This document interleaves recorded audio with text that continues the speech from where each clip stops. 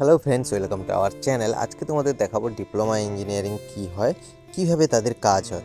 এবার diploma engineering মানে যেটা হয় জুনিয়র ইঞ্জিনিয়ার, আর সিনিয়র যেটা হয় যারা বিটেক এমটেক করে রেখেছে তারা হয় সিনিয়র।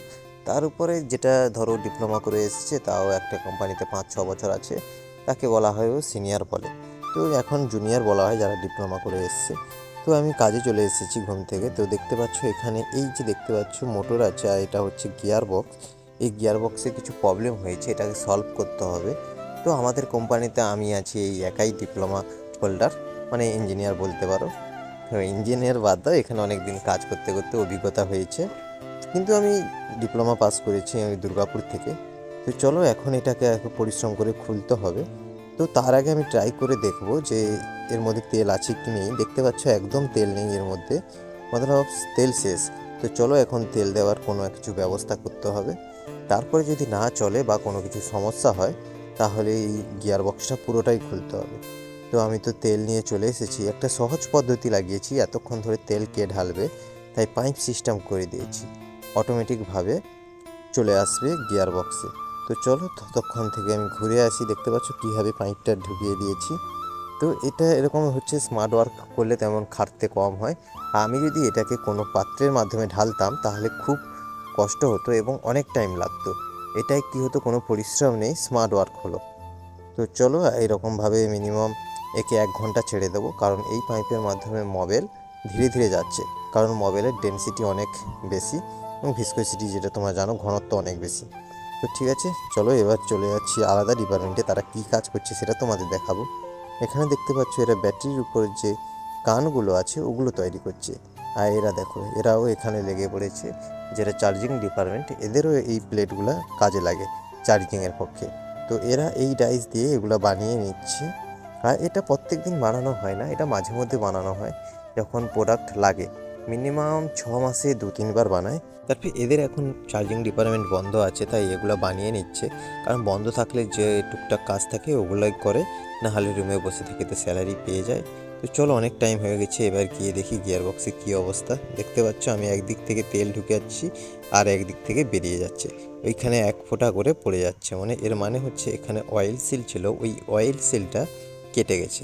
তো এবার কি করতে হবে, এবার গিয়ার বক্সটা খুলতে হবে, খুলে বাইরে বের করতে হবে। আর গিয়ার বক্স খোলার আগে আমার উপরে যে আছে, আমার উপরে বলতে গেলে যারা ম্যানেজার আছে, ম্যানেজমেন্টে খবর দিতে হবে, কারণ গিয়ার বক্সের সিল আবার আনতে হবে, কারণ না হলে আমার কাছে তো কোনো কিছু স্টকে নেই এখানে। তো চলো সেটাকে আনিয়ে নেওয়া যাক। আর ততক্ষণে আমি খেয়ে আসি কোম্পানি থেকে। ক্যান্টিনে কী খাবার হয়েছে, আজকে তো বুধবার, বুঝতেই পারছো কী হবে, চিকেন হবে। সবাই তাড়াতাড়ি খেয়ে চলে এসেছে, এই গিয়ার বক্সের জন্য আমি তাড়াতাড়ি খেতে যেতে পারিনি। তো দেখতে পাচ্ছ এটা হচ্ছে ফ্যাক্টরি, এটা রুম, মানে সামনাসামনি আমাদের রুম আর ফ্যাক্টরি। আর সবাই বলে ফ্যাক্টরির সামনে রুম হলে নাকি ঘুমোতে অসুবিধা হয়, কিন্তু আমাদের তেমন নাইটে কাজ হয় না। নাইটে কাজ হয় মাঝে মধ্যেই হয়, এমন প্রত্যেক দিন নয়। তাও কোনো অসুবিধা নেই, দরজা লাগিয়ে দিলে কোনো সমস্যাই হয় না। তো তারপরে খেয়ে দিয়ে আবার চলে এসেছি ফ্যাক্টরিতে। তো দেখতে পাচ্ছ গিয়ার বক্সটা আমি খুলে দিয়েছি, এখানেই ছিল। আর খুলতে অনেকটা অসুবিধা ছিল, কারণ গিয়ার বক্সটা ভেতরেই থাকে। আর এই দেখতে পাচ্ছ কীভাবে ধুলো জমে গেছে, এটা হেল্পার দিয়ে তো পরিষ্কার করব। আর এর সাথে যে চেনটা লাগানো ছিল সেটা দেখতে পাচ্ছ আমি এটা ডিজেলে ডুবিয়ে রেখেছি। তার কারণ হচ্ছে এখানে অনেক গ্রিজ লাগানো ছিল, তো সেটাকে হাত দেওয়াই যাচ্ছিল না, এভাবে ক্লিনিং থাকতে হবে। আগে যে মেনটেনেন্সের জন্য থাকতো সে এত কিছু করতো না, জাস্ট নর্মালি মেরে দিত, শর্টকাট করে দিত। তো যে কাজ করছি সেটা প্রপারলি করা ভালো। তো চলো আমার তো কাজ শেষ, এবার রুমের দিকে রওনা দিয়েছি। এবার রুমে এসে কোনো কাজ নেই, বসে বসে রিলস দেখবো, 4টা বাজলে আমরা স্নানে যাব, তার আগে নয়। তো চলো 4টা তো বাজতে যায়, কারণ আমাদের আগে যে বৌদিরা আসে তারা স্নান করে, স্নান করার পরে আমরা স্নান করি। বাথরুম একটা নয়, আমাদের বাথরুম এখানে আছে, আর এখানে একটু লবণ টাইপের জল বেরোয়, তাই ওই বাথরুমে স্নান করতে যেতে হয়। তো চলো সন্ধ্যায় চলে এসেছি এটিএম, আর এটিএম থেকে টাকা বের করতে হবে। আজকে হচ্ছে মাসের শেষ দিন, মানে এখনও 2 দিন বাকি, তো 2 দিন হাত খরচা দরকার, তাই চলে এসেছি। বেশি নয়, 200 থেকে 300 টাকা বের করব, আর বাকিটা বন্ধুদের ধার আছে তাদের দিয়ে দেবো। তো চলো এইসব করার পরে আমি এবার রওনা দিচ্ছি বাজারের দিকে। এবার বাজারে গিয়ে তেমন কিছু কিনবো না, জাস্ট একটু ভাবছি অনেক দিন চিকেন খাওয়া হয়েছে, এবার একটু স্যালাড খেতে হবে।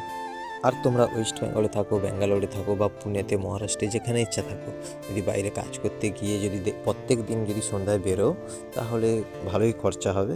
কারণ দেখতে গেলে প্রত্যেক দিন 15 হোক 20 হোক খরচা হয়। তাই একদিনে যা বাজার থেকে কিনে নিয়ে এসো, মিনিমাম 1 সপ্তাহ যাতে না বেরোতে হয়। কারণ ওখানে তুমি টাকা কামাতে গেছো, টাকা খরচা করার হলে তাহলে বেকার ওখানে গিয়ে লাভ নেই। এখানে রাজমিস্ত্রি কাজ করলে বাড়িতে অনেক টাকা পাবে। তো চলো এইসব কিনে নিয়ে চলে এসেছি স্যালাড। তো রাতে আজকে খাওয়া দাওয়া হবে। তো চলো এখন আমি কি করব, রুমে বসে থাকবো, আর কোনো কাজ তো নেই। এখন কি, কলেজ তো তেমন, আমার এটা 8th সেমিস্টার চলছে।